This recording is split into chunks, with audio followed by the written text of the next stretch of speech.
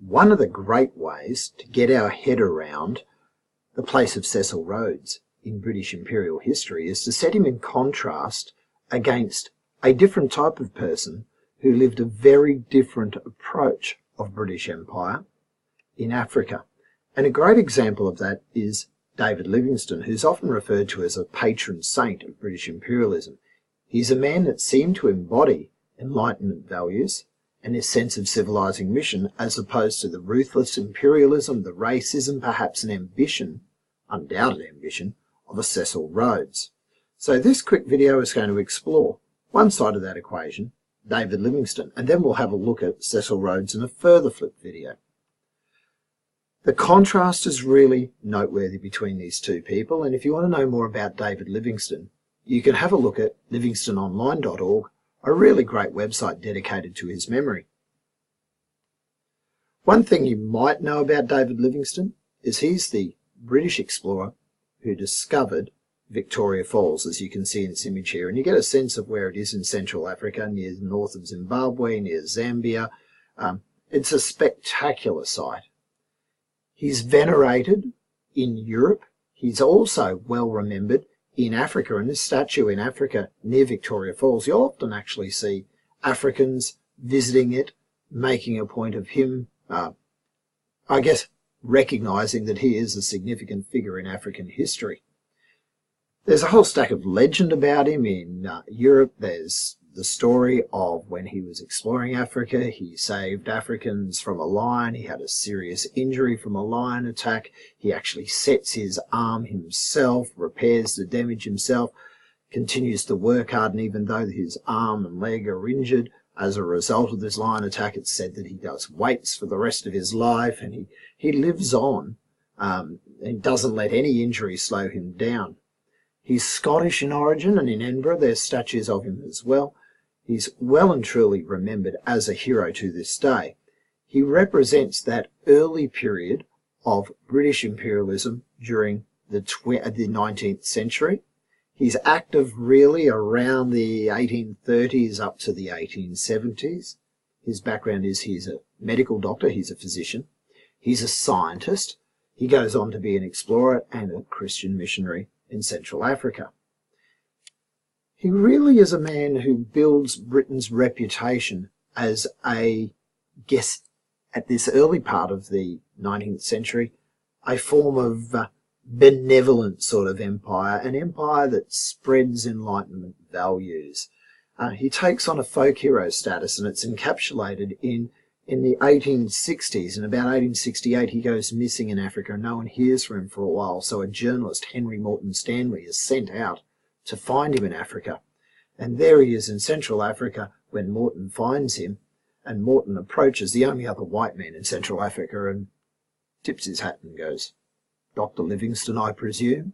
And this sort of story of the lone white man working for good in Africa, spreading British values and British character to the unenlightened world is the story that lives on.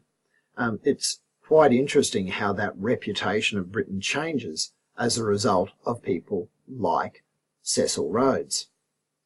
He starts out, and we've said he's a doctor and a scientist and an explorer and a Christian missionary. One of his key points in his early Christian days as a Protestant is his involvement in the anti-slavery movement. And his life reflects this way that Britain embraces its sense of civilizing mission. We can pick up on that in his words. Look at this quote from him, or about him in the Civilising mission.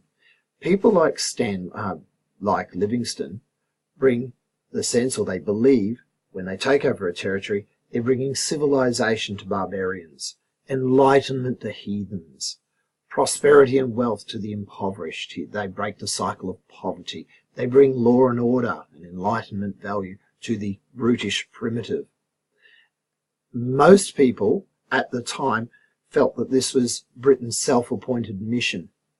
Okay, this was a God-given mission to spread civilization to the colonies. And Livingstone makes a very famous speech in December 4th, 1857 at Cambridge, where he talks this through. Another little contrast there is that Rhodes is an Oxford man, while Cambridge is a slightly older Cambridge man. Livingstone's view on the development of the British Empire, his vision for the British Empire, if you like, is summed up in what people call the 3 C's: civilization, commerce, and Christianity.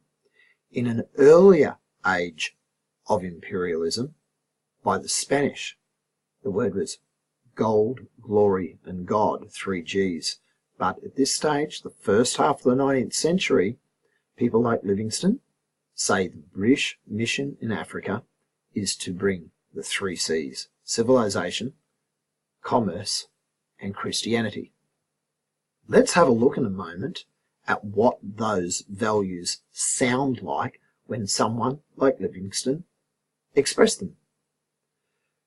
It's interesting when Livingstone talks civilization, it can be broken down into the values and the principles of enlightenment. Livingstone himself refers to fraternity. He uses the words a human brotherhood, and this human brotherhood would be built through commerce and trade, through commercial interests. And Rhodes goes on to be a very ambitious and quite selfish businessman with his African companies. If commerce was done appropriately, according to the missionary David Livingstone, it would lead to the elevation, the lifting up of the benighted, the bedarkened, those who live in the shadow of the lack of enlightenment education. So the benighted would be elevated through human brotherhood that develops out of trade. The Enlightenment values, light would come to the dark. So let's have a look at this primary source. We're getting again at that Janus face, two-headed paradox. If we are talking about, if we're talking about David Livingstone, I've just noticed a slight typo here. This is typical of the early 19th century. Oh, sorry, I'm quite right. Prior to the likes of Cecil Rhodes. So here's Livingstone speaking. As I'm speaking and working through this, you might also notice the tomb marker of Livingstone at Westminster Abbey. So Livingstone says, speaking of his work in the Zambezi, his desire was to open a path to the area that civilization, commerce and Christianity might find their way there. There's a prospect for Britain before them of opening Africa for commerce and gospel. Providence, God has been preparing the way. Fate has been preparing the way. The advantages that might be derived from commerce are incalculable. But we shouldn't lose sight when we're making money of the inestimable blessings that's in the British power to bestow upon the unenlightened African. Think of that language of enlightenment. It's a blessing that Britain has the power to share. By giving the light of Christianity, there are 2 pioneers of civilization, Christianity and commerce, that should never separate. And English people, English men, the British, had been warned, and Livingstone goes on to warn, that some of the things they did in India were not good enough. Why have they got this, this power? God has given them an education. Education was given to them from above, from God, for the purpose of bringing it to the benighted, those in darkness of night, as opposed to the enlightened. If you knew the satisfaction of performing the duty that is noble and sacred, this calling, there'd be no hesitation of British people accepting it. So let's have a look at this last little bit here. It's a debt that's owed to God. It's a privilege to share the enlightenment. And that if you share the enlightenment with the benighted, you will bring glory to yourself and for God. So this is the sense of Christian mission, of civilizing mission, and a mission of bringing commerce to those who have not experienced the enlightenment.